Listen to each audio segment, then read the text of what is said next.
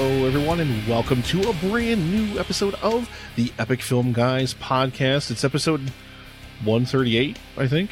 It's numbers. Episode numbers. Hi. Episode numbers. Episode something. Right? Numbers. Welcome, ladies and gentlemen, to another fun-filled, action-packed, exciting episode of the Epic Film Guys podcast. I am Nick. And I'm Justin, and this is the first time in a long time that we've actually done a live stream. That's right. I'm looking at you. I can see you. It's delayed, but I can see you.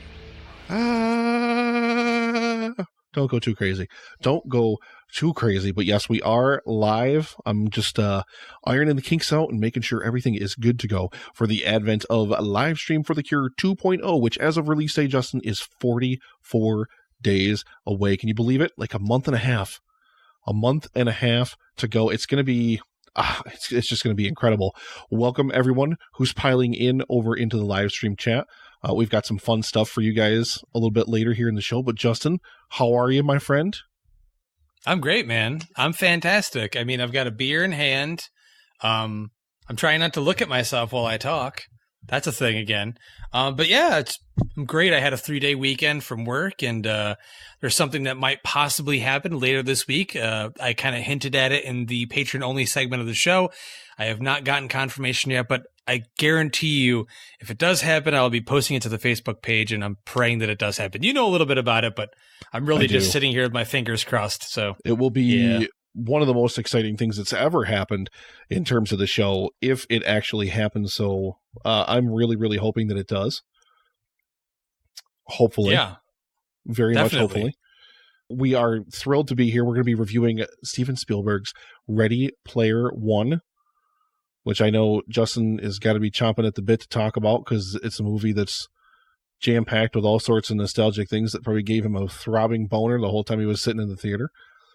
And I haven't talked to anybody about it. I've talked to nobody. I haven't even said anything online about it. So not even the sauce? Well, I mean, he saw it with us, yeah. So I mean, I'm eager to see. He's the only. I'm eager to see what the sauce thought of it because I know the sauce hates the novel. So I'm eager to hear kind of what the sauce's feelings on the entire endeavor were. And director Brennick also hates the novel, but I did tell him to go see it because I don't believe that his problems with the novel will be mirrored over to the screen.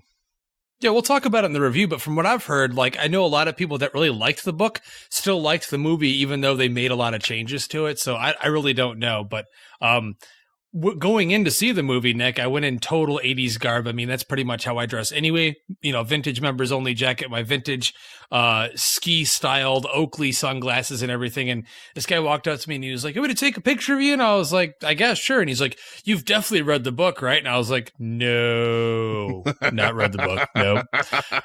I love the 80s though. So does that count? But yeah, it was a really cool experience going, though. I mean, a lot of people are really excited to see the movie, and obviously a lot of people have read the book, so you could tell there is a fan base going in, hoping for something special from it. Yeah, it'll be really, really interesting to kind of see where a lot of people land on it. It's one of those films where I can see people landing kind of all over the board as far as ratings go. But Justin, we're going to get there a little bit later in the show. And why don't we get started with a little something that we do every single week here on the Epic Film Guys podcast. Justin, it's time. Oh God. Is that time for What Are You Drinking? I'm back. Puke and rally. Woo! Give me a beer. And yes, Justin, I am going to go ahead and kick it right over to you and let me know what you've got sliding into your sphincter mouth. Ooh, wave that can around, baby. Wave that. That can looks like a shirt out of the 80s, too.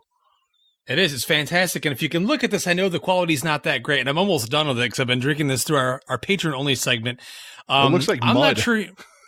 Well, there's a reason for that. I'm not sure you've had a beer like this before. Now, I've had the regular version of this before, which is the Aslan Beer Company's Pew Pew Pew. It's a triple IPA. But this is their version, Nick, that's been conditioned on raspberries, blueberries, blackberries, and strawberries, which most people are like, "Oh, that sounds gross." I had their other fruit-related triple IPA before, and I thought it was pretty good, but it was a one-timer. This one's a little bit different. It tastes like you're drinking a fucking alcoholic fruit roll-up, dude. Legit. I don't think that I could drink like a bunch of these, but once in a great while, it's a nice change of pace because all those raspberry flavors, especially the blackberries, I think, which add a little bit more to the bitterness of it, really shine through on the flavor for me. I like Pew Pew Pew. I actually have one can of it left in my fridge, but I had to grab this just because of the novelty factor. And yeah, you said that right. That can is just beautiful. So I like it. It's 12%, 0.7 alcohol by volume. Of course, we don't know what the IBUs are for it. It is a triple IPA. Fruit roll-up. It just legit, dude. Seriously, if you could take a fruit roll-up and like ferment that and make it into one of your beers and have it still taste like a fruit roll-up and get drunk off of it, that's what this beer is. So I like it. It's good. Dan, I know you should probably drink it. If I could get you one, I would. I know you're in the live stream there. And you too, Jared. I need to get myself. I need to actually do a beer that's fermented atop some fruit and see what kind of fruit flavors I can really play around with. But that does sound really, really good. But of course, I don't really expect anything less from Aslan. And I've had that Pew Pew Pew triple IPA. You brought it up here. You gave it to me. That's correct. Yeah. So it's just basically the same concoction, the same formula, except for just conditioned with those berries. So I had to grab it, and of course it sold out within a day. So luckily I made it there, but I have to ask you. Excuse me, sir. I just have to ask you. Goddamn what frog. do you have guzzling down your goal this evening?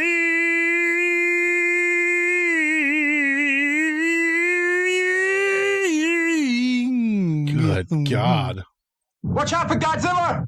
Yes, I'm drinking Godzilla. The other green guy. Justin, I wish I had some epic music. Here, wait a minute. I can just do the drum roll. Here we go. Get ready.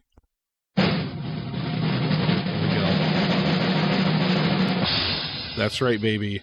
The return of the boot, because only the boot could hold dumpster juice, baby.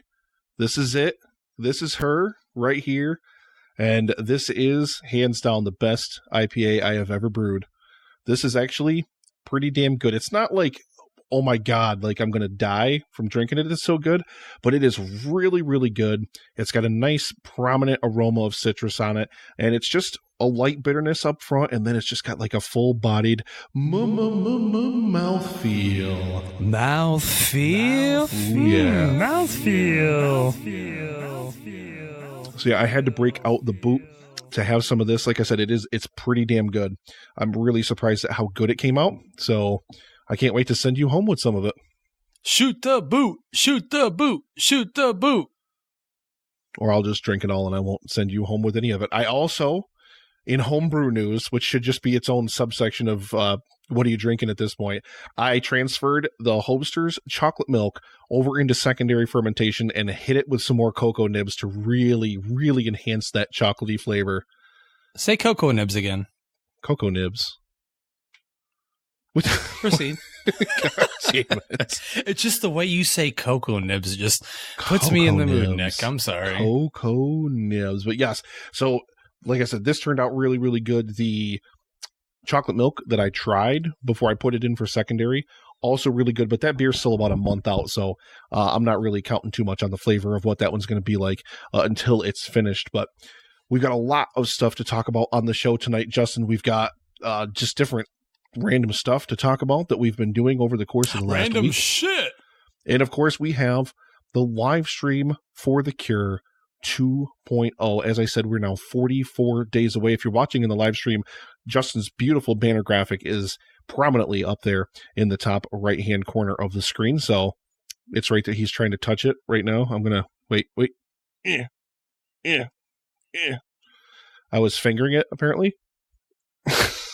You sick fuck you. I know, I cannot help it. But yeah, it's 44 days away. And I just want to take a moment here, Justin, and I want to shout out a lot of amazing shows that have been spinning the promo, promoting the event just outright, or, you know, dropping just a lot of love for us. I get bombarded all the time asking for the promos. So I've got a list. I've got a nice list here of all these different shows that have been spinning the promo and that are going to be hopefully a big part of this event. So the I Shake My Head podcast, two lovely ladies out of Saskatchewan. The Netflix and Swell podcast, I've never heard of them actually. The Crossover podcast. Podcast Rob and James Hatton, the STST cast. We were on their show a couple of months ago, Justin, if you recall. doing, what did we do? Most 5 anticipated movies of 2018, I think, maybe. Yeah. I think something so. like that. Something like that. Yeah. Our brothers down in Perth, Paul and Wayne from the Countdown, and I got to say a very, very big get well soon to Wayne. I sucked a dick last night. Yep, that guy had a hip replacement, so he's now almost like halfway to becoming a Terminator, I think. Holy shit, a hip replacement? Yeah. What the hell did he do to himself? I think he's just had chronic hip problems, I guess, for like a couple decades now. So yeah, he had a hip replacement. He's actually going to be gone from the Countdown for about 4 weeks. I am going to be guest hosting the Countdown versus Justin Winner's Shock Top himself. And we're going to be counting down the top 10 movie fights. And basically, we're just going to be at each other's throats the whole time. But really, we'll be necking each other because we love each other. If you need any help with that, you can ask. I mean, I'm here. I mean, you can ask. I know all of the best movie fights already. Do you not have faith in me? Is this what it is? You don't have faith in me? I mean, I've looked at some of your other choices for some of the movie drafts before. Of course, I have faith in you, but according to you, you don't have faith in me. So, Wait a minute. If I get Justin, I get that horror community behind me. So I don't know. I have to go. God damn it! It's real. How do you think I get so many votes? You think I'm paying for them? Bastards. Oh my God. Perry and Lindsay, hosts of the Hello Life and the Pod Stuff, both fantastic shows. They're amazing. They've been pimping us out like crazy. The Unwritable Rant podcast, Juliet Miranda, David, the producer, of course. Jake and Tom Conquer the World, which I was also on recently, which there was a little bit of a miscommunication between Tom Cole and myself because he messages me on Twitter and he goes, "Hey, do you want to be on a roundtable to talk about ways to save the DCEU?" And I was like, "Okay, sure." And then he starts a group message like the day before of it or whatever, and he's like, adds Justin to it, and I'm like, "Wait, did you want Justin to be on this?" Because he never told me, so I didn't know. So we just completely forgot all about Justin. Let's face it, you didn't want me on it. You wanted the spotlight on your own. I would have been more than happy to have you on there with me. We got to just talk about, to be fair, the DCEU. It's all you, man. I let you have it. I was really not prepared for it anyway, and it would have been a heavy subject, so I have to take a listen to what you actually had to say on it. It's a subject that you're very passionate about, so better left to someone that has a lot to say about it. Well, I did not shit all over Justice League at all, I promise you. I had nothing but good things to say about it. Okay, you must be either hammered off that beer or I'm hallucinating. I don't know. Something like that. But Adam Higgins from the Odd Dad Out podcast, who has been just promoting the hell out of the event, he's going to be on the event as well. The Interrupted Tales podcast. Sunshine and Power Cuts, Heather, also amazing. She has a whole separate webpage promoting the live stream for The Cure. The Shaken Not Nerd Boys, Duty, thank you very much for promoting us. The Movie Pass podcast, which actually gave us a recommendation over on Twitter this past week, Justin. It's a dad and his son who have Movie Pass, and they just are trying to review, like, I think 100 movies this year or something like that, and they're just podcasting. Yeah. We've connected on the old Instagram there, and we appreciate that support there. You guys are awesome. Yeah. The Miserable Retail Slave, Randy and Tommy, who are going to be leading off the event Friday night after we roll in the show for the intro. The Pod Couple, Afterburn 7:39, you crazy motherfuckers. Of course, they're going to be on Saturday at 7:30 at night, because why wouldn't they be? Dave and Jay, Super Movie Brothers, Podfix Brothers, Twisted Philly, Dina Marie, and her fiance, Jeremy, from podcasts we listen to. Both absolutely amazing. Now That I'm Older, Shade and Kenny, hopefully, Friday night. The Sim Pod, and the Sea Dogs podcast, which is an actual play Dungeons and Dragons podcast. And I know I'm missing some. I'm sorry if I didn't give you a shout out. But anybody that plays the promo, and I mean this, anybody that plays the promo, you got stickers coming. Epic Phone Guy stickers and Livestream for the Cure stickers, because that's how much it means to us that you're promoting this event and getting the word out there, so we can just try to raise as much awareness as possible. We got a lot of money to raise for a very, very good cause, and it really means a lot to us. It definitely does. And you can also take those stickers, Nick, and you can slap them on your bare ass and have your spouse, significant other, or you can do like a selfie of your ass with a sticker on it and send them to me on Instagram, and I'll post them on Instagram. Please, everybody do that. And speaking of this, a live stream for the Cure, I actually wanted to announce this live on the air. But ladies and gentlemen, you can now make early donations, and take a look. The progress bar is going to pop up right over my head here on the live stream. If you're not on the live stream, it's $55. Now, $5 of that is a test donation that I made just to make sure that the donation tracker on the Cancer Research Institute's website works, and it does. And Emily from the Story Behind an ePodcast Productions is our first early donation, jumped in there and donated $50 to the Livestream for the Cure 2.0, which is absolutely amazing. Justin, we are 1.1% of the way there. I mean, it's a very, very small start, but yeah, I'm opening the floodgates. If you want to make an early donation, go to www.livestreamforthecure.com and you could donate right there on the page. And the tracker does work this year. Thank the Lord, because last year it didn't work and I had to keep telling people not to donate early because I was so afraid of their donations not getting tracked or anything. So yeah, right there above my head, $55 so far. Thank you so much, Emily. You're absolutely amazing. And yes, thank you, Emily. Out of the gate strong. Out of the gate very, very strong. We definitely appreciate it. So I would like to say, though, if you do plan on being on the event and you want to donate, there's going to be sound effects and fanfare and stuff like that that's going to go off during the event if you donate during the event as well. So if you want to make an early dono and do that or whatever, once we get merchandise live, that's also going to go toward that goal. So yeah, $55 so far. So exciting. I just thank you all so much. Thank you for everything that you've done for this event. It's going to be amazing. Why don't we go ahead and we're going to run into a quick break, and we're going to run into a break for some EFG history. But when we come back, it's time to talk Ready Player One. And later on in the show, I forgot about this until just now. I actually had the chance to see... Of course you did. I know. I had the chance to see Jumanji Welcome to the Jungle, so I'm going to give... Oh, you did? What the hell? You should have told me. I would have watched it too. What the hell? What's wrong with you? I thought you already saw it, didn't you? No, I skipped it in theaters. Wow, dude, watch it.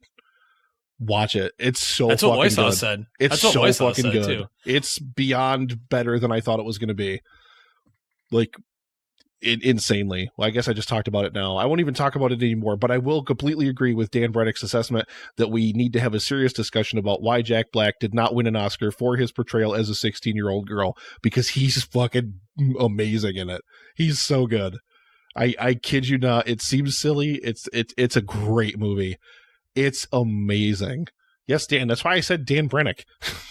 God damn See, it, this Dan. is what Dan likes to do. This is why the live stream. See, when we do this, Dan literally he's on the show without being on the show. He should just be on the show. We just and he love could just Dan. say it to us. We just love Dan. But we're going to go ahead and take a quick break. We're going to roll some EFG history, baby. And when we come back, Justin, it's time to talk Ready Player One. Will be right back. This week in epic film history. I think we just need to get it out of the way, Nick. Are we going to cue this Nick's Rants theme? Are you going to cue it? Are you going to do it? Or are you just going to laugh your ass off the whole fucking time? I can't cue the Nick's Rants theme because, like, literally when this happened in the movie, and I'm going to spoil it for anybody who hasn't seen it or whatever. I don't care. It bombed horribly at the box office this weekend. Less than 20 million domestic. It's not going to make any money, and hopefully it'll go far, far, far away. But I about died when it happened. Okay, so in this film, all right, and Justin and I talked about this when we talked about the trailers and epic previews numerous times when we were looking at bits and pieces of the film, and I defended the fact that they were casting ScarJo as Major. I was like, in the film, in the anime film, the character's a cyborg. The character could literally be pretty much, whomever. So I embraced it, but I embraced it as kind of a hoping and maybe a prayer, that they were going to, stick a little bit truer to the source material than they did. And I mean, they did it's in certain ways and they didn't in other ways. I'm really not going to get into too much of a review about how good of an adaptation it is or isn't, because it's been so long since I've seen the anime film, but I mean, I did brush up on the plot of it. Let's keep that out of it. Yeah, let's keep that out of it. This film, it casts Scarlett Johansson, literally probably one of the most beautiful women in the world, as its lead actress. Okay, it whitewashes it. It does. Just let's get it out there in the open. It whitewashes the character of Major from Japanese to a white person. Okay, and then in the plot of this fucking movie, It gets all the way down to the end, and then you find out that Kusanagi, the original of the Japanese girl, was literally in the film whitewashed into the fucking major. They not only did they whitewash the casting in this, they rewrote Ghost in the Shell to literally turn it into a film about whitewashing. They took a little Japanese girl and they upgraded her into the most beautiful white woman on the planet and made her like 1,000 times better. Are you fucking kidding me? And I've been laughing about it since I left the theater today because, like, literally they drop this plot point on you and they rush as fast as they fucking can to the ending, and then they just leave this bomb they dropped in your fucking lap. And I'm sitting there watching the end credits, and all I can think is, oh my fucking god, they whitewashed the story. It's. And here's the thing, Nick. Here's the thing. Let's get to it. Okay, so they did it. They did it. So they definitely did it, and they didn't seem to care about it, but they threw it in your face. And there was no purpose for it. They never explain it. They just do it, and they throw it in your face, and they just go, here, this is here for you, accept this. Oh my god. Is that the way Hollywood works today? You want me to do the happy thing? I want you to do the happy thing. Make with the happy. Right now? Right now. All right. If you feel like a room without a roof, 'Cause I'm happy. I'm alone. If you feel like happiness is the truth. So a lot of people ask me what our show's about. It's about happiness and this. You got balls. You got poop. You got balls and poop and balls and poop and balls and poop and balls. You got balls, poops, balls, poops, balls, poops, balls, poops, balls in poop time, balls in poop time. Wait, sound check. That pretty much sums it up. That sums it up. We are Afterburn 739. We are a podcast about absolutely nothing and about everything. I am Leo. On the podcast is Kitty. And Cobra, hi. And Fez. Midgie, hello. you can find us on Twitter, Afterburn 739, iTunes, all those wild and crazy places where you can All those find stuff. podcasts. We like to have a good time. Welcome back, ladies and gentlemen. Thanks for hanging out with us here on the Epic Film Guys podcast. We're about to kick into our featured review this week. We're going to be talking about Steven Spielberg's Ready Player One. Ready. Yeah, I know most of you saw it. It actually did pretty well at the box office. Right now, it's sitting worldwide at $181 million. Not the kind of business that Spielberg's used to with the likes of Jurassic Park, with Jaws, but it's still a moderate success for Spielberg. Those of you that have read the book, you already know what this is about. But for those of our listeners that are not aware of what Ready Player One is about, it's the year 2045. A chunk of the Earth's population live in slum-like cities. To escape their wasteland, people engage in a virtual reality world called the Oasis, where they can engage in numerous activities for education, to work, and above all, for entertainment. Users have discovered a Norak's quest hidden within the Oasis, programmed by the creator of this game's James Halliday. The first to find the Easter egg within Norak's quest is promised full ownership of the entire Oasis to do as they wish. We follow an 18-year-old named Wade Watts, played by Ty Sheridan. He lives in Columbus, Ohio, in a slum with his aunt. He goes by the name Parzival within the Oasis. We follow him on his adventure inside as he becomes the first one to find the first of 3 hidden keys to become one step closer to becoming the winner. Nice. That's it. That's it, man. That's the basis of the movie. Wow. And I'm going to throw it right on over to you, Nick, because you actually had the opportunity for once. You saw something before I had the chance to see it. So you saw it on Wednesday. I saw it on Thursday. What are your initial thoughts on Steven Spielberg's Ready Player One? It's I had an issue or two, which we'll definitely discuss, but I think overall this was a hell of a good fucking time at the movies.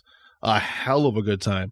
Like I said, I had some issues that I definitely want to talk about those, but I really think that this is really, really enjoyable. And I really, really do hope that people that necessarily, because I talked to Dan, and Dan said that the reason why he doesn't like the book necessarily is because basically the author of the book, whose name escapes me right now, basically spends like every other half of a page just basically jerking off to 80s nostalgia or nostalgia in whatever way.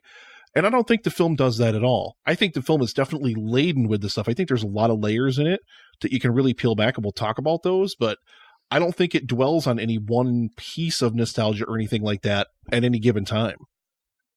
Well, there's an easy reason for that, Nick, and this may lead into my initial thoughts on the film, is that, you know, based on what Loy Sauce had told me and what I had heard from other peers of mine, that when Spielberg came in to actually decide to do the film, he took all the little, as we call them, Spielbergisms out of the film, so he wasn't tooting his old horn the whole time.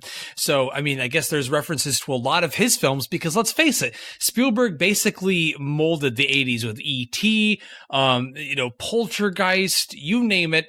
He was the innovator as a filmmaker in the late 70s into the 80s, and he's what you think of when you think of 80s films. And I guess when he came in, he kind of removed all that because, well, he doesn't want his own films showing up all over the place. There's a couple little Easter eggs here and there because, I mean, let's face it, this movie's all about fucking Easter eggs. Oh, there's a million of them. You could watch this movie 5 times and not pick out all of the different references and little hidden things in some of the wider effect shots. You'd never be able to pick them out. I read through a list of them. I didn't even spot half of them when I watched the film. Yeah, no, there's a handful of them that I noticed that other people didn't notice. There's even 2 Batman 89 references immediately. There's one at the beginning, but we'll get to those. I'm getting ahead of myself. But my initial thoughts are, Nick, on this film, that I was let down by Ready Player One. Wow. I felt like anytime they went to the Oasis, I was immediately disconnected.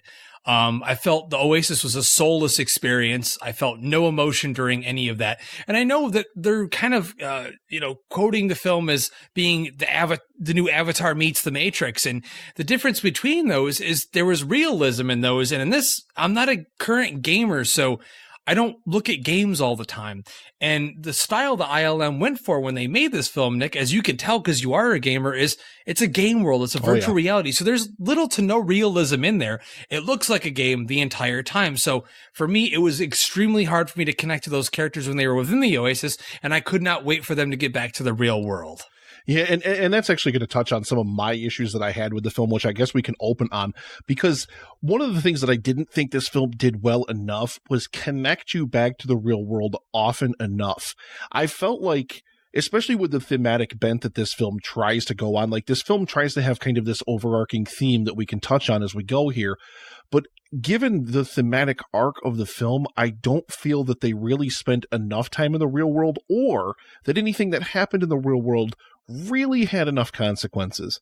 Like a lot of the real world stuff really to me seemed weightless and kind of, it didn't have enough impact, and vice versa, if you get my meaning. Like I really felt, let's talk about it, because the theme of the film ultimately, or at least one of the themes of the film, is, Halliday basically not wanting people to invest themselves like this deeply. Like his one big regret in the film is that he severed like the one true friendship he ever had when he, took away from what is Simon Pegg's character. I can't remember his name. I need to pull up the list of characters for this goddamn film. Ogden Morrow, the curator. Yeah. So he pulls up, he basically takes control of the entire Oasis away from Ogden.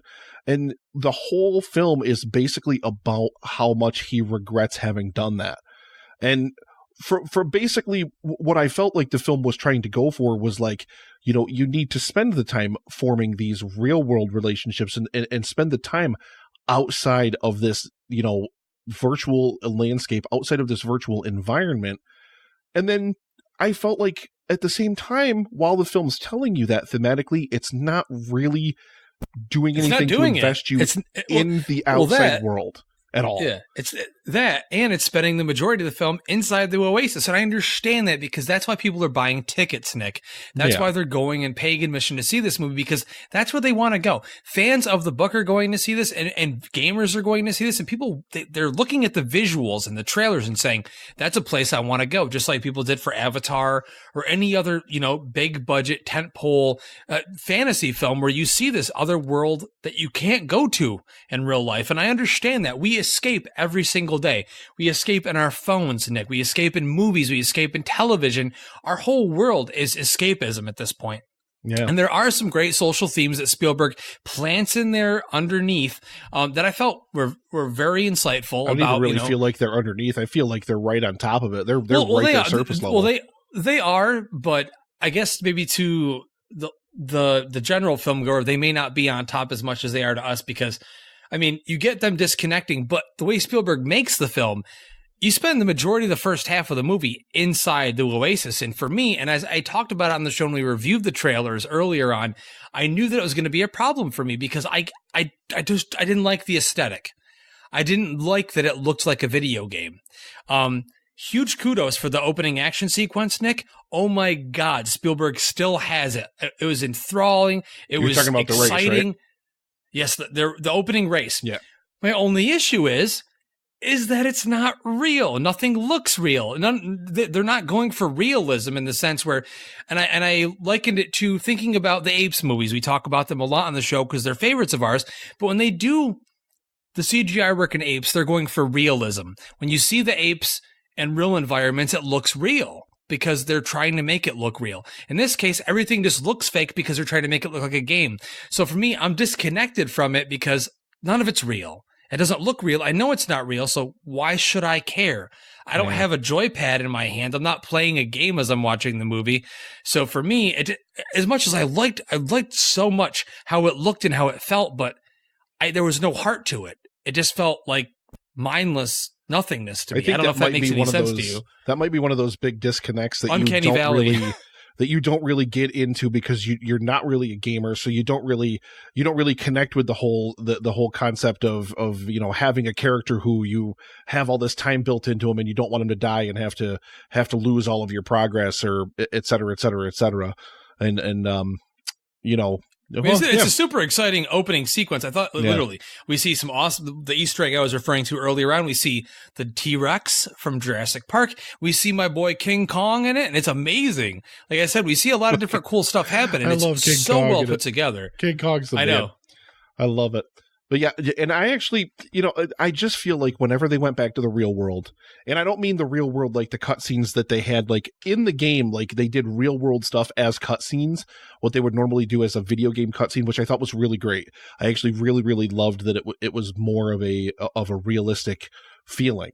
And I want to give huge props fucking right now to Mark Rylance as Halliday because I thought he was fantastic in this film. Oh, he was great, dude. I couldn't even tell it was him until I halfway through the film, and I realized, I was like, oh my God, that it's Rylance. Yeah. Like, he did a fantastic job there. He's one of the only casting decisions in this film that I can actually get behind. Yeah, I absolutely love that. But my biggest problem that I had with it is that you're going for this great, and I love it. I love the idea of exactly what Spielberg's going for here is this entire theme of disconnecting, this entire theme of creating real relationships, and this entire theme of real world consequences and what life is like in the real world and everything. But the problem is we never spend any time in the real world of this film. We spend so little time there. Like, they live in big fucking stacks. Why? Who knows? Who cares? It's not important. They just live in stacked up fucking trailers. We know nothing about our central characters in this film, that it bothered me to the extent where why should I care? When they're inside the Oasis, I care even less. You don't get to know enough about them. Outside of the Oasis to really be as invested as you should be in their characters in the Oasis. And that was one of the biggest problems that I had with this film. It's going to knock a few points off of my rating because as much fun as I had, because I enjoyed the stuff in the Oasis a lot. I really enjoyed a lot of what they were going for. I felt like Spielberg really did a lot of it justice. And you can't tell me that you did not love that second key quest when they were in the fucking Overlook Hotel for The Shining. You can't tell me you didn't fucking love that. Okay, we're going to get to the positives here because that's not in the book. Because as soon as that sequence hit, Loisos elbowed me in the ribs and said, "This isn't in the book," and I absolutely loved that whole aspect of the film because it looked real, because the sets looked real. Everything about that had a sense of realism to it, and it felt like they were there. And it was a super fun time, dude. That was probably one of my favorite scenes, I should say, in the entire film. And it was one of those like little sequences where I really started to get excited. I got goosebumps from it, because it didn't feel shoehorned in for the sake of it. And that's what I'm going to get to as we move along with this review, Nick. I get they want to show all these cool things. And yes, I am the guy in the show that typically loves all the Easter eggs and loves all the homages and loves seeing like the Fly poster on the wall. I love seeing this reference and that reference. But guess what? Like, I didn't give a shit about seeing all these characters that I love mashed into one place at the same time because they had no meaning. They meant nothing to the story. They were just there to be there. They were there, and within 2 seconds, your eye moved on to something else. There was no purpose for them to be there, other than there's some person that's playing this game. It's their avatar. So seeing the Ninja Turtles next to Spawn meant nothing to me. But that sequence, Nick, was literally gold. Yeah. And right before that sequence, you do see a bunch of VHSs floating around, and they're trying to decide which one it was that Halliday took the girl on the date to. Yep. And you saw the Batman 89 VHS floating around. Of course I'm going to get excited about that.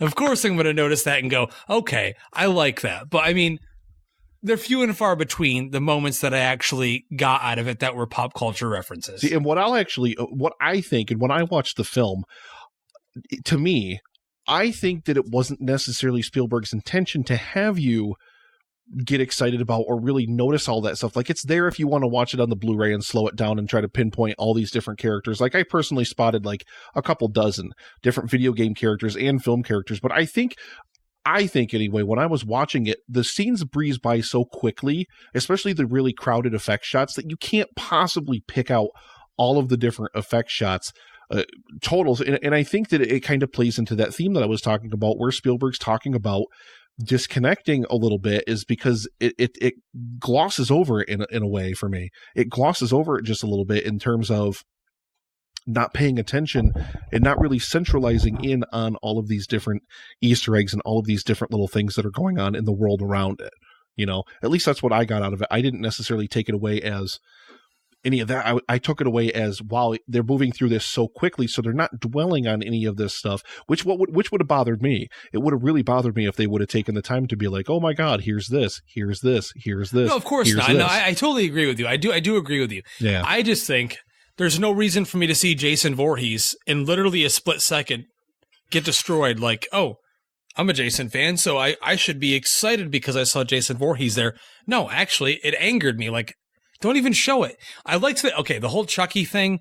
Spoiler alert, we're going to talk about everything. I don't think we should back. The Chucky thing was fucking amazing. That was great. I loved that because it served a small, tiny little itsy bitsy purpose to the story, is in the sense that something happened to them and it caused them to slow down. Great.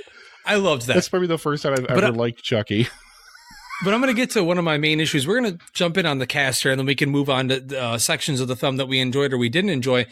My main issue is Ty Sheridan, man. He feels like the typical kind of character that you would see in an old Spielberg film. Spielberg definitely laid it on thick with his old nostalgic filmmaking, the way that he used to make films.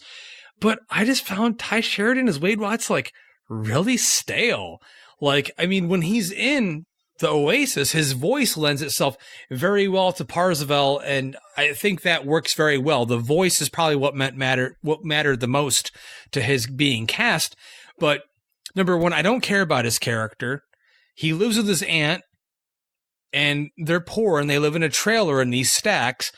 And the film opens up so quick, like it never gives me a reason to care about him or to really feel anything for him. Let's face it, Nick, this film is Charlie and the Chocolate Factory in the new century. This is the new version. You have to go into the game, you have to win, you get the golden ticket, and then you get to control everything. It's literally that. It's Charlie and the Chocolate Factory. And this kid's not Charlie. I don't care about him at all. For me, there's no connection for me to care about him. We see a couple glimpses at his aunts where, okay, he gets pushed around a lot, but the kid leaves in the beginning of the film and immediately goes to the van he puts on the headset, and then he's in the Oasis, and I'm like, let me ask you a question. Why the van? What the fuck does that have to do with anything? Why does he have to go to an old, dilapidated van in the middle of a fucking junk pile? To get away from his aunt. Fucking Oasis. To get away from his aunt, so whatever stupid. It's pointless.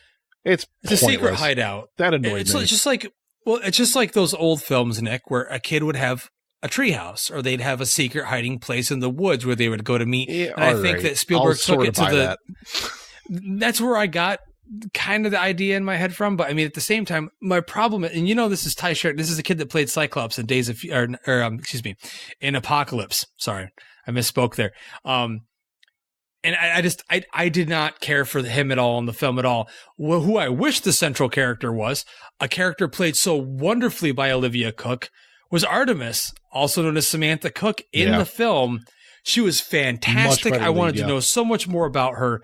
I loved her in the film. She's so fantastic. She was also in Thoroughbreds, which myself and Lois House reviewed recently. She was on Bates Motel, which I loved.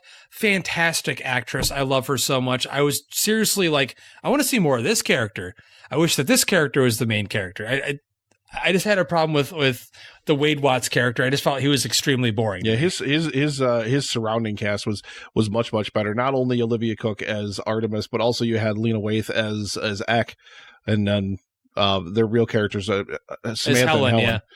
Yeah. They were really, really fantastic, and they were, like I said, almost a little bit more enjoyable than Wade was. I think the biggest problem that this film has, especially given the thematic arc that it's going for, I hate to keep going back to that, but it just doesn't do enough to invest you in their characters outside of the Oasis to make you care about them inside of the Oasis, because that inside of the Oasis they're putting on a show. They're not being who they truly are. They're hiding different things about their identity or whatever, which they make a big ado about with a number of these characters once they finally get out. So that's really frustrating to me. And I'll tell you one thing that I was really frustrated about in this film, Justin. Ben Mendelsohn, who I love. Oh, let's get to it. I love him. Why did he feel like he was more cartoonish in the real world than he did in the game? He was cartoonish. Okay, so he plays Nolan Sorrento. He's the CEO of Innovative Online Industries, who basically is seeking control of Oasis in this film. So this is his goal in this movie is to find all three of these keys so he can own the Oasis. And he was obviously part of the innovation of the game. In the beginning, you kind of see him de-aged for a little bit. Yeah. And I love Mendelsohn, but let's face it. Come on, dude. We've seen him as a way better villain in Rogue One, like 1,000,000 times better in Rogue One. We've seen him as a better villain even in The Dark Knight Rises. He felt cartoonish. We've seen him do this before, and I feel bad for him. I get why they cast him. Of course, if Spielberg's like, hey, I love doing this. I want you to be the villain in this. He's going to do it. I just don't know if they remembered to tell him which scenes did and didn't take place inside the Oasis. Because, like I said, I felt like he was more cartoonish in like his real life persona than he was as he was like a big, like beefed up Clark Kent looking motherfucker in the Oasis. Oh, yeah, that definitely looks like Superman. He definitely looks like Superman. He's got the spit curl and everything. I was like, I was like, okay, but like he was even more cartoonish. But there were a lot of plots in this movie that just like why does he care so much? Spend enough just time angry in the real businessman. world. I mean, I guess he reflects what the majority of the people in our country are right now, the big business people. They just want money. That's all they care about. They just want to own something. They don't care about what, it honestly reflects, Nick, if you think about it, the deep nitty gritty, studio heads for motion pictures now. They really don't care about what the product is as long as it sells tickets. As long as it's making money, they don't care about how good the film is, or, that's just because corporations bought into motion pictures in the late 70s, early 80s. And then, the old studio heads were gone and things changed after that. And this may be even Spielberg's way, even though he's had carte blanche ever since Jaws, let's face it, he hasn't been impacted by that. But, that's what I got out of it. I felt bad for Mendelsohn because I love him. And there were a couple moments where I smirked from his performance, but I mean, overall, I was like, dude, we're villain guys on this show. And as a villain, he is 80s generic villain. So I guess it fits what they were going for in the film, but I was just really unhappy with it. Like I said, I felt like he was just super cartoonish, pretty much the entire time that he was on the screen outside of the Oasis. And then inside of it, he was maybe a little bit better. But you know who I really loved in the Oasis was TJ Miller's character as Oh my Ira. God, he's fantastic. He's great in it because he's so good. He is really and truly that just kind of troll level gamer who literally, like, their only object in the game is to spoil everybody else's good time playing the game. So I really, really loved his character in the film. And you know what? The one thing I have to take issue with this just really quickly, this film wants me to suspend my disbelief to believe that, and how long had they been searching for the first key? How long had they been trying to pass the race to defeat the first key? I don't know how long it's been, but it's been a while, though. It's been a long time. I'm pretty sure it's been like years since Halliday passed away, or at least like over a year or something like that. There is no way that a game as popular as Oasis is, let's just put it in today's, video gaming parlance, there's no way ever that a gamer would not have figured it out by that point.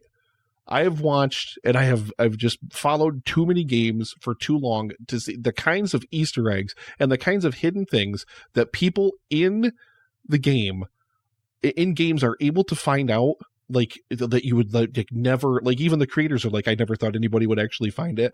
Gamers are way too hardcore and fucking dedicated. This never ever, especially the solution to the race puzzle, never in a million fucking years some dumb kid would have fucking accidentally hit reverse at the beginning of the fucking race and all of a sudden found it. Right.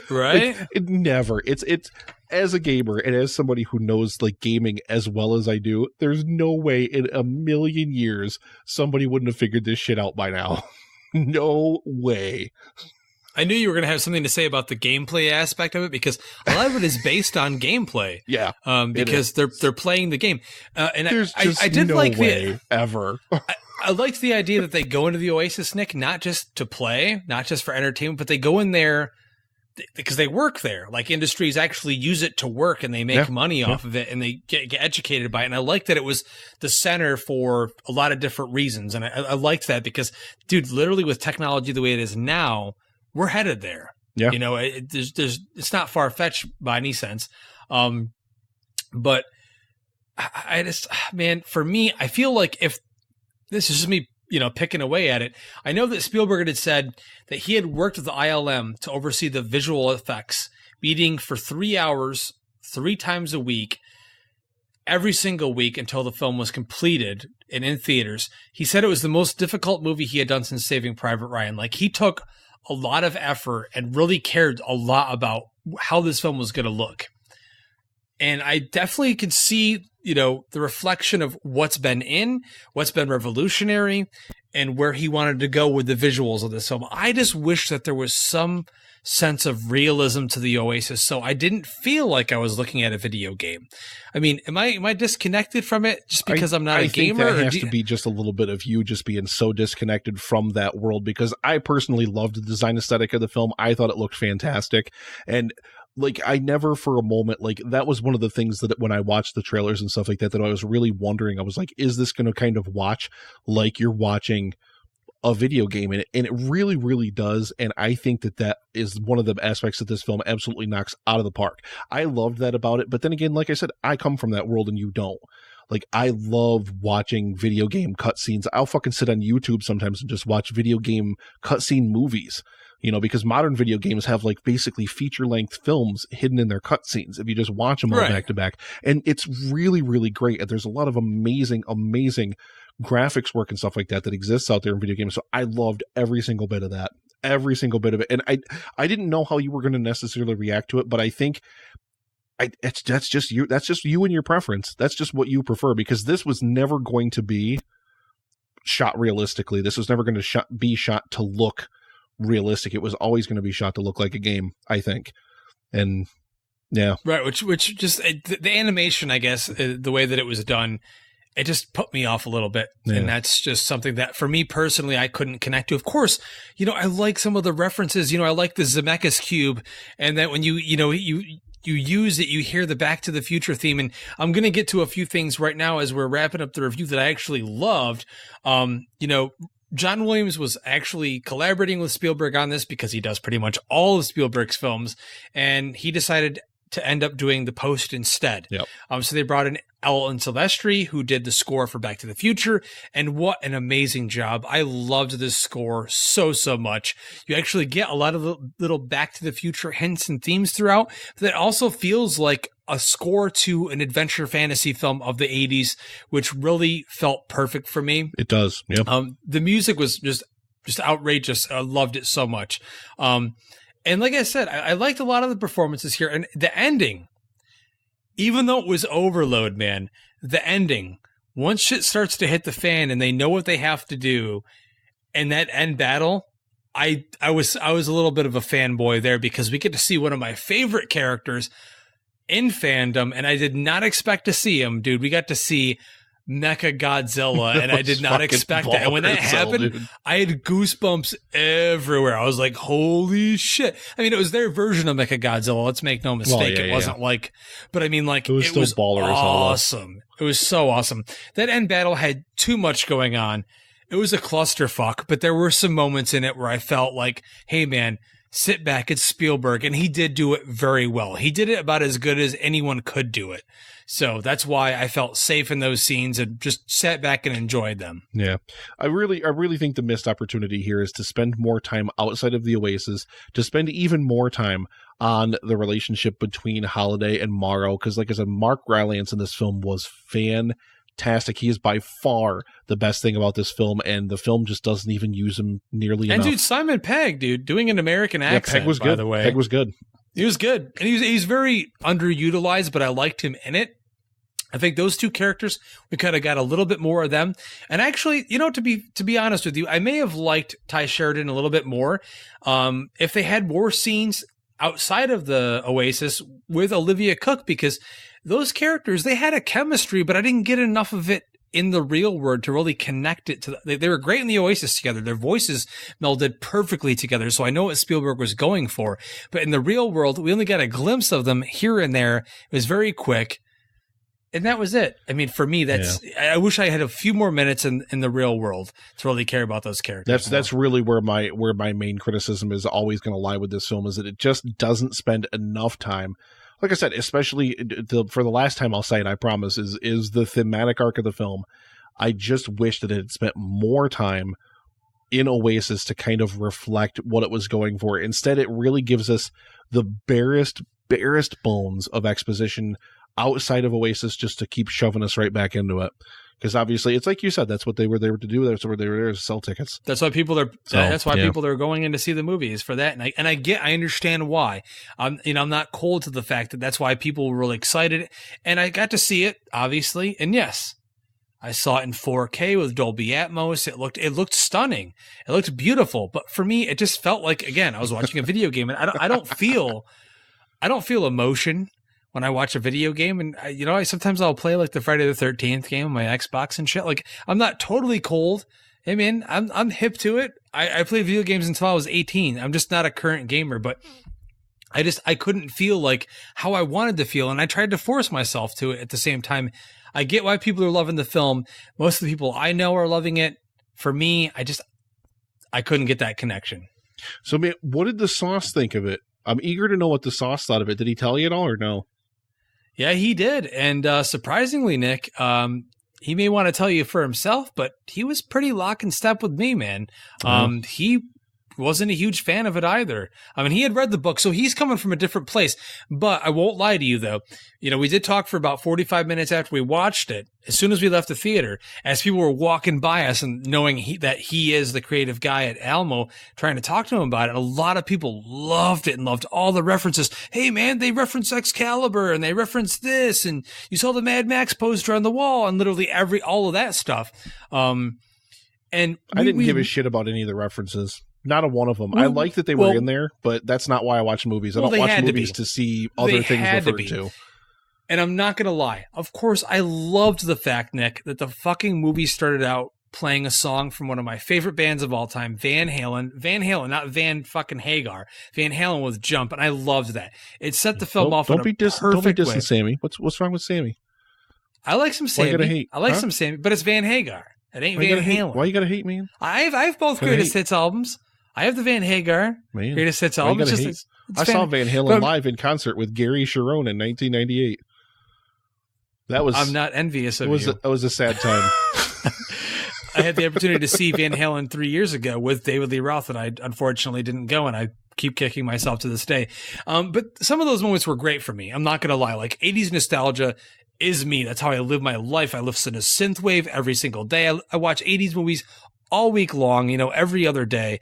This movie should have been for me, but overall, it wasn't. But I feel like Loisos agreed with me on some of the same aspects where the action sequences were very great. And the ending I felt was very powerful. I really loved the ending a lot, actually. So even though it was a little bit too late. Throw the number on it, baby. What do you got? I'm giving Steven Spielberg's Ready Player One a 6 out of 10 rating. There was enough there for me to be entertained. It was more of a disappointment, Nick, than a hate. And it's more of a preference because of the fact that I didn't like the visual aesthetic they went for. Had it been slightly different, I probably would have been totally excited about this movie, but overall, it was a missed opportunity for me. I still enjoyed a lot of it, but 6 out of 10 for me. For a lot of different reasons, but I'm so close to you. I couldn't give it a 6. I bumped it just to a 7 because I did have a lot more fun with this, I feel, than you did, because I really bought into the visual style that they were going for right away. I absolutely loved that aspect of it, so I'm going to go ahead and throw a 7 on it.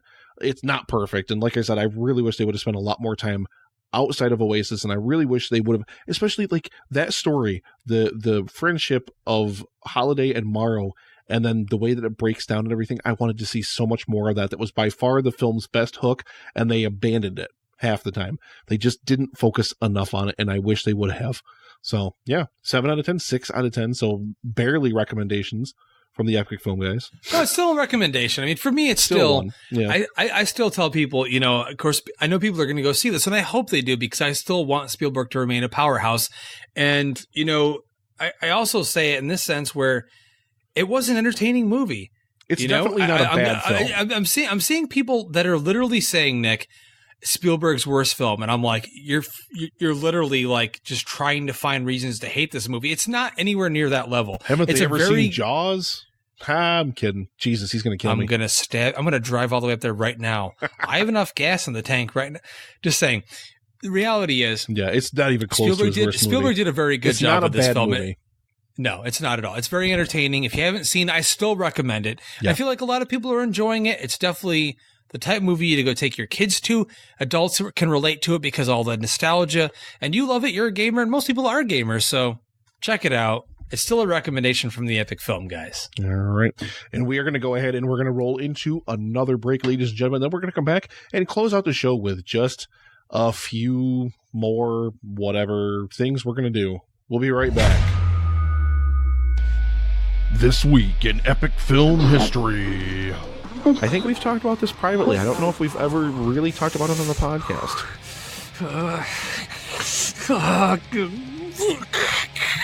Oh my god. Wait a minute.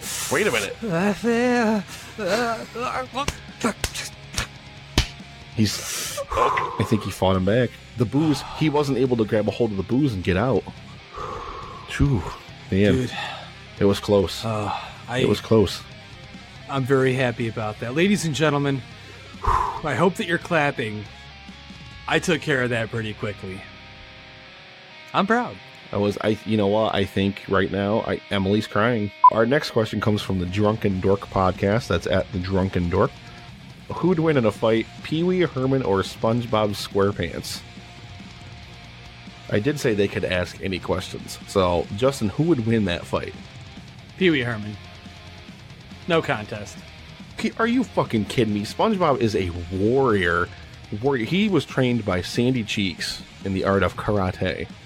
He would beat Pee-wee like a fucking red-headed stepchild.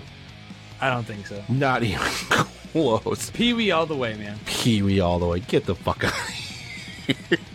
Everything that we've gotten in the past 30 plus years has just been this really dark, brooding interpretation of the character, and that's the entire idea behind the voice that Arnett's putting on him.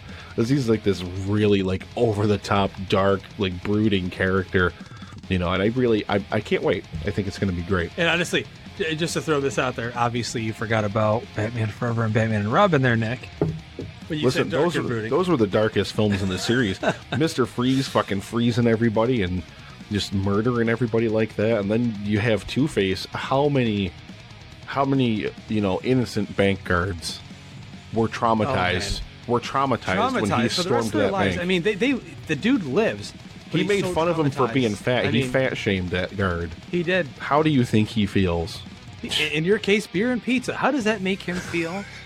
That's horrible, Nick. That's worse than death, dude. Do you like movie reviews? How about true crime stories, celebrity interviews? Well, you won't get any of that here. I'm a stay-at-home dad with 4 boys and a night job. I don't have time for all that crap. What I do have time for is browsing the web for weird and idiotic news stories. Then I bring my favorites to you every week, along with my own weird life lessons and favorite podcast recommendations because, hey, sharing is caring, right? So subscribe to Odd Dad Out in Apple Podcasts, Google Play Music, or your favorite podcatcher. And follow me on Twitter at Odd Dad Out and add a little weird to your day. Welcome back, ladies and gentlemen, and thank you very much for hanging out with us here for the Epic Film Guys podcast, full review, of course, of Steven Spielberg's Ready Player One. Honestly, not the reaction I was expecting out of you. I was expecting you love everything. You have fun with everything. So to hear you come in under me on a film, it's rare. It very infrequently happens. I mean, I still had fun with it. Don't get me wrong. I just was really disappointed by it, I think. Yeah, it's just you usually never come in that much lower than me on a film, so it was really, really surprising. But we've got some other stuff to do here before we wrap up the show, Justin, so I wanted to jump onto a couple other things and just let everybody else know, I don't know, where I've been appearing lately. Oh, I can't minimize Skype when we're on the live stream. I forgot because it'll freeze your image in place and you'll just look like you're high or stoned or both or whatever. I don't know. But over on the Angry Old Man podcast, it's not out yet, but he told me within the next couple of days, I wrote a short play called Afternoon Lunch for his cast of characters that he acts out. And basically it's them going to a hot dog shop. And it's going to be really, really exciting. I also did a small pre-recorded segment for him where I talked about the live stream for The Cure. Also appeared over on Loot Quest, the newest show to join the Podfix network. Well, between them and the Scooby-Doo thing, which is still really cool. I still really need to check that out. But this is our good buddy Shampoo, Shut Up Shampoo, hashtag Shut Up Shampoo, is doing a Star Wars role-playing podcast. And I got to play a protocol droid called C-3PR, and I had an absolute blast with it. That was a lot of fun. Also got to promote Livestream for The Cure over on that event, so it was really, really fun. And I was on just earlier this afternoon. He messaged me, an hour before I left work. Pete, one of our good buddies over in the UK on the Smorgasbord podcast, and I got to be on with somebody who is in Cambodia, somebody who is in Israel, as well as Pete, and it's a little comedy podcast out of the UK. It's really, really funny. He does all these funny news stories, funny news articles, and stuff like that. Really fun. I've been on that show a few times, and once again, plug in the live stream for The Cure. I am nothing if not a whore to raise money for this amazing event. And as we said earlier, boom, right there over my head if you're watching over in the live stream, we are 1.1% of the way toward our goal, a big, big $50 donation from Emily from The Story Behind. Thank you so much for getting us started off. So, ladies and gentlemen, if you want to make an early donation, head over to livestreamforthecure.com and you can make a donation right now. Right now. It's amazing, Justin. It's amazing. This event is going to be so much bigger than last year. I'm so excited. I can't wait for May 18th to the 20th. Hey, I just got to ask you. I want to know all about this. How am I going to benefit from this whole ordeal y'all are talking about on the show tonight? How dare you? I agree, Paul. Hello? How dare you? Hello? How Is dare anyone you there? try to cash in on a good thing that we're trying to do here? We are trying to raise money for cancer research, and we do not need your stank, filthy ass in here stinking everything up. Is this one of those automated services where I call the number and no one answers and it goes straight to direct answering machine? Do you remember the answering machines with the little tape in it? It may not even know if it's picking up sound or not. I don't even know where I am. I got to walk into Justin's tonight. He actually let me in the door. He said it's been too long since I've been on the show. He told me, you're making a beer with my name on it, and I need to make some money, so that's why I'm here. I need to cut it like a little graphic I could put over his Skype window whenever he like last year. It was really funny because it was last year in EFG history. There was music playing over the clip or whatever. They didn't pull it, but when we were on the show, he went through this whole rigmarole of ducking down off of the camera, and he was like messing with the microphone and stuff. And then he did the Hobster, and then came back onto the light, and he's doing it again.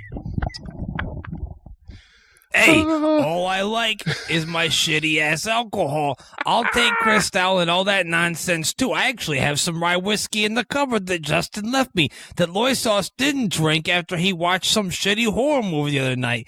He fell asleep the other night, and I took his hand and put it on a certain part of me and thought maybe something would happen. Kill him, hang him, hit him.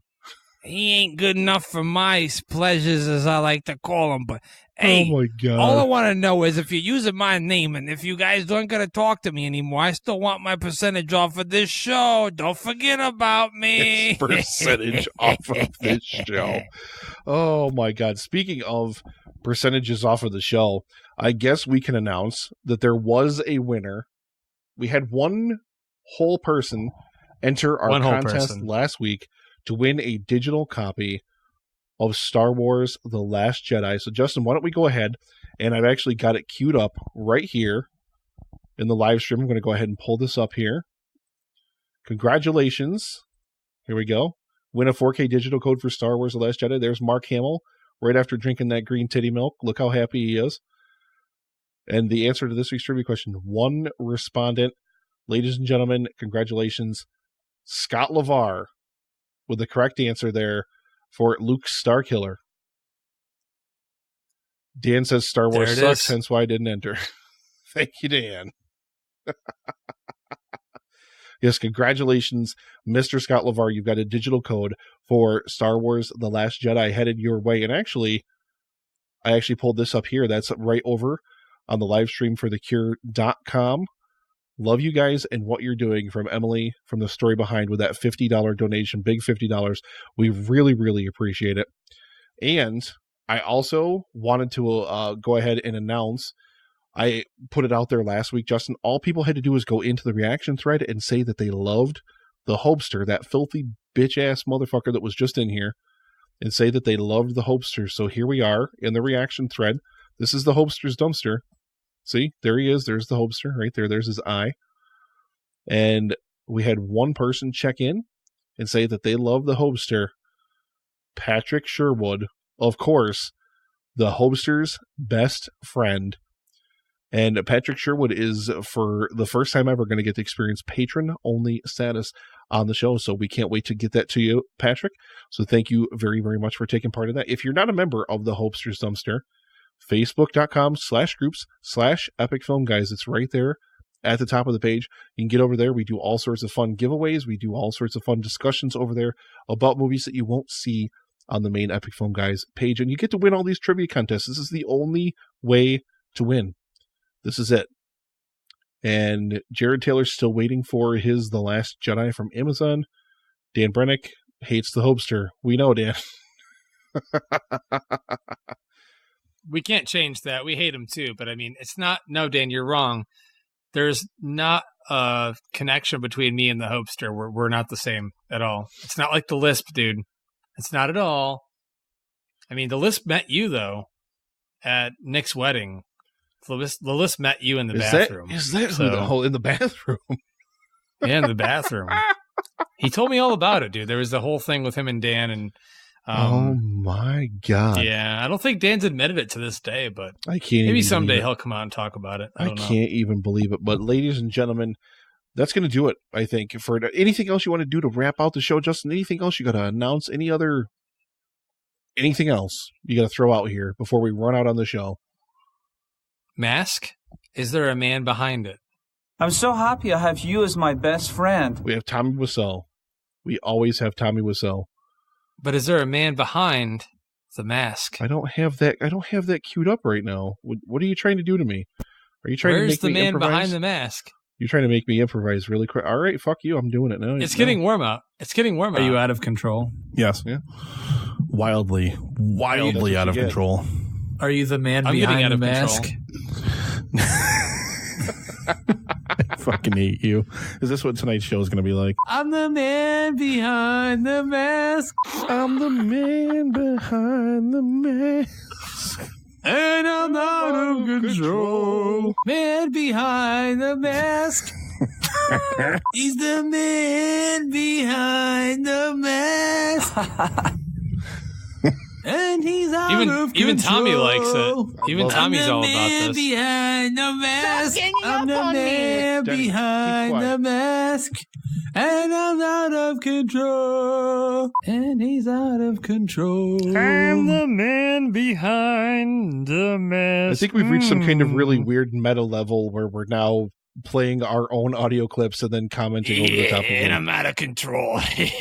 In a few minutes, bitch. Hey, who the fuck are you? Come on, even the hostster must know who Tommy Wiseau is. Come on. Don't even give me that. Give that. I can't talk anymore. You sucked his dick. I can't talk No, anymore I didn't. either. And I no, didn't I touch did his not. No, pee-pee. neither of us did. Neither of us did it. I Boy didn't Sauce touch did it. it.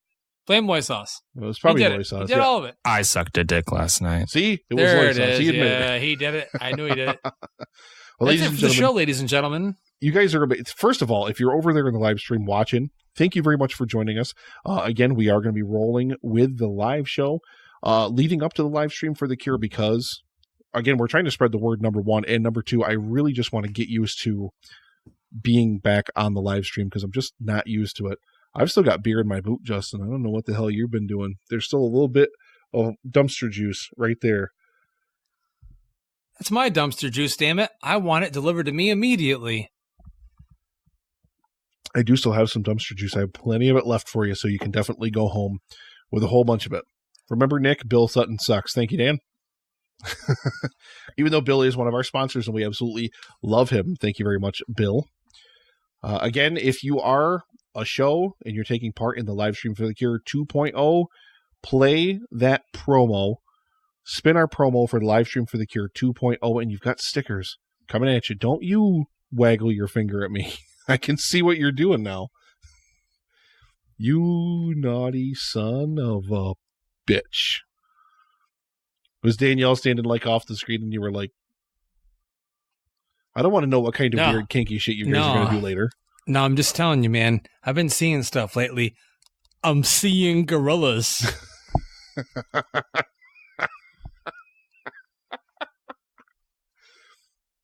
Oh my God. But yes, thank you all very, very much for listening. I don't know. What are we doing on the show next week, Justin? We have, I don't know.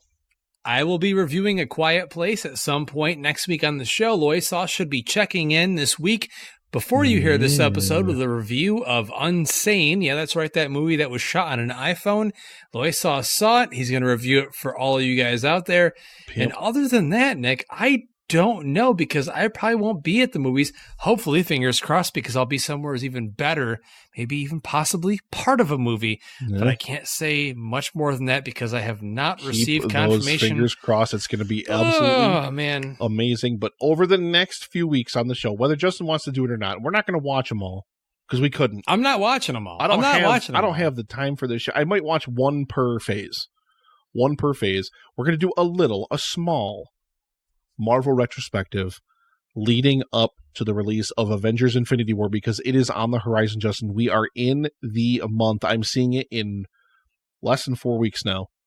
27 days. I'm excited.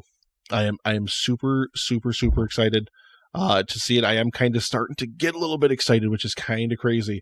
So it's so weird. That's so weird. I mean, next week on the show we'll talk about phase one. We'll talk about our kind of, maybe we won't do like official lists. I don't know what we're going to do exactly yet. We'll get back to you on it, but it'll be some kind of whatever for Marvel phase one as we count our way down toward Infinity War. But until next time, ladies and gentlemen, thank you all so very much for listening to the show. You guys are amazing. Don't forget, for $1 a month, for less than the cost of a double cheese for the Hopester, you can become a patron of the Epic Film Guys podcast and get access to all of our extended episodes, which begin with the patron-only pre-roll, which half the time is just us bullshitting about whatever, and other times is us making fun of Loy Sauce and telling him he sucks a lot of dicks and whatever. It's all sorts of fun. That's right. We like to have a good time. A good When I was time. 10, I used to love watching my dogs hump. We had a good time. Hey, try not to suck any dick on the way through the parking lot. It's important advice to remember. Get over to Apple Podcasts, rate, review, subscribe to the show. We're still trying to get to 100 reviews, I think. I stopped checking because we were offering the biggest swag It was bag depressing. ever. Yeah, we were offering the Yeah. biggest swag bag ever, and then nobody was leaving us reviews, so we just said, fuck it. So we don't fucking care anymore. Who cares? Review us on there if you like the show, if you love the show. Please, we would appreciate the support. Maybe we'll still give something away when we hit 100. Probably a date with Director Brennick. I don't know. Something. I don't know. We can do that, can't we? A double date with Director Brennick and Loy Sauce. You can have a three-way with them at the end of the night. Sure, why not? Sure, why not? It's Give them happening. away. It's Give them away. happening, ladies and gentlemen. For Some snazzy young men myself, for Justin, thank you all very, very much for listening to the show. And ladies and gentlemen, We will see you at the movies.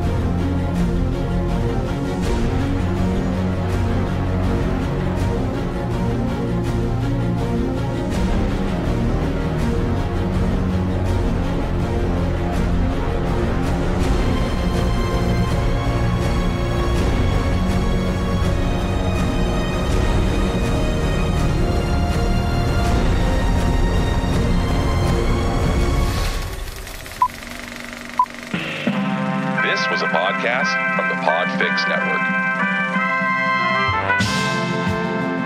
You can check out more shows like it at podfixnetwork.com.